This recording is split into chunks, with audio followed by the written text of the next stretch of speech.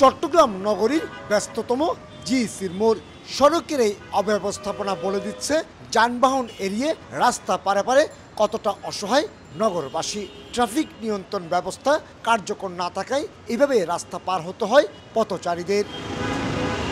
গবেষণার তথ্য মতে 2017 সাল থেকে এই পর্যন্ত 1000-এর বেশি দুর্ঘটনায় সড়কে ঝরেছে প্রায় 650 প্রাণ। নিহতদের 58%ই পথচারী, আর 17% মোটরসাইকেল আরোহী। এছাড়া 10% থ্রি হুইলার, 8% ফোর হুইলার এবং 7% বাইসাইকেল চালক। পথচারীদের পারাপারের ব্যবস্থাগুলো যেমন অপ্রতুল, পাশাপাশি হাঁটা চলার জায়গাটা অপ্রতুল এবং তাদের ভিতরে সচেতনতার অভাবটাও রয়েছে।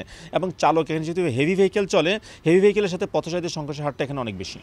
দুর্ঘটনা প্রবণ এলাকা হিসেবে পাহাড়তলির সিটি গেট, পতেঙ্গার খেজুরতলা, চরপাড়া ঘাট, ইপিজেড মোড়, বারুণী ঘাট, বারিক বিল্ডিং মোড়, টাইগার পাস সহ 20টি পয়েন্টকে চিহ্নিত করা হয়েছে। থানা হিসেবে সবচেয়ে ঝুঁকিপূর্ণ এলাকা নগরীর বায়েজিদ। শহরের 10টি ফুটওভার ব্রিজ থাকলেও ইপিজেড এলাকার 3টি এবং বাওয়া স্কুলের 1টি ছাড়া আর কোনো ফুটওভার ব্রিজ ব্যবহারে উদাসীন পথচারীরা। ইন্টারসেকশনগুলো এবং রোডের যেই ডিজাইন, সেই ডিজাইনেও কিছু ক্ষেত্রে ত্রুটি কিন্তু আছে। তো সেগুলো আসলে ভালোভাবে ইনভেস্টিগেট করা দরকার। এই 20টা পয়েন্টের কোন পয়েন্টে কী ধরনের ত্রুটি আছে। এদিকে নগরীর সবগুলো গুরুত্বপূর্ণ ও ব্যস্ততম সড়কের ফুটপাত হকারদের দখলে। আবার রাস্তার একটি অংশে অবৈধ পার্কিংয়ের পাশাপাশি বেচাকেনায় ব্যস্ত ভ্যান গাড়ির পণ্য বিক্রেতারা।